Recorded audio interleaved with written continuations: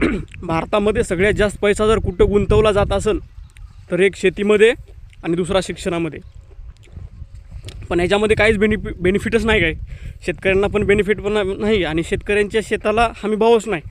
शेतकरी दरवर्षी अन्न पिकवतो, शेती करतो, पण त्याला मनासारखा भाव कधी भेटला आहे का? शेतकरी कधी म्हणला आहे का हां बाबा आम्हाला ह्यावर्षी चांगला भाव भेटला आहे? नाही. आणि शिक्षणाचं एक असं झालं आहे, शेतकरी आपल्या ह्या पोरांना महागडं शिक्षण देतात.